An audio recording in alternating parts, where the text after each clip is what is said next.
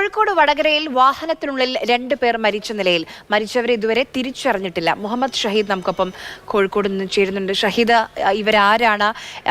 അപകടമുണ്ടായതാണോ? എന്താണ് പോലീസ് പറയുന്ന പ്രാഥമികമായ വിവരങ്ങൾ?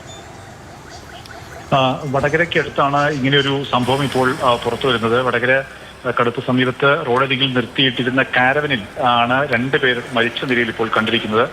ഇവർ ആരാണെന്നോ എപ്പോഴാണ് ഈ സംഭവമെന്നോ മരണമുണ്ടായതെന്നോ വ്യക്തമല്ല. പോലീസ് ഇപ്പോൾ സ്ഥലത്തെത്തിയിട്ടുണ്ട്. മൃതദേഹങ്ങൾ പുറത്തെടുക്കാനുള്ള ശ്രമം നടത്തുകയാണ്. നമ്മൾ മനസ്സിലാക്കിയെടുത്തോളം നാട്ടുകാരിൽ ലഭിക്കുന്ന വിവരം അനുസരിച്ച് രാവിലെ മുതൽ തന്നെ ഈ വാഹനം ഇവിടെ ഈ സ്ഥലത്ത് നിർത്തിയിട്ടിരുന്നതായി നാട്ടുകാരുടെ ശ്രദ്ധയിൽപ്പെട്ടിരുന്നു. പക്ഷേ ഇന്നലെ രാത്രിയിൽ ഇവിടെ എത്തിയതായിരിക്കാമെന്നാണ് സംശയിക്കുന്നത്. അങ്ങനെയെങ്കിൽ വാഹനം നിർത്തിയിട്ട് വാഹനത്തിനകത്ത് ഉറങ്ങുകയായിരുന്നു എന്ന് വേണം നമ്മൾക്ക് പ്രാഥമികമായും അനുമാനിക്കാൻ. ഒരുപക്ഷെ എന്താണ് സംഭവിച്ചത് എന്നുള്ള കാര്യം വ്യക്തമല്ല.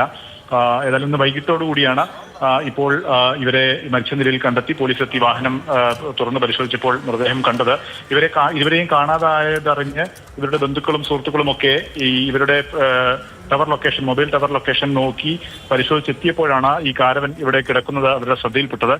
തുടർന്നാണ് ഇവരെ കാരവൻ പരിശോധിച്ചപ്പോഴാണ് 2 പേരെയും മരിച്ച നിലയിൽ കണ്ടെത്തിയിട്ടുള്ളത്. ഏതായാലും ഇപ്പോൾ സ്ഥലത്തെ പോലീസ് എത്തിയിട്ടുണ്ട്. മൃതദേഹങ്ങൾ പുറത്തെടുത്ത് പരിശോധനയും അന്വേഷണവും ഒക്കെ നടത്തേണ്ടതുണ്ട്. അപകടമാണോ അതല്ല മറ്റെന്തെങ്കിലും സംഭവമാണോ എന്നുള്ള കാര്യമൊക്കെ പരിശോധിക്കേണ്ടതുണ്ട്. ഏതായാലും വിശദമായ അന്വേഷണം ആവശ്യം ഉള്ള ഒരു വിഷയമാണ്.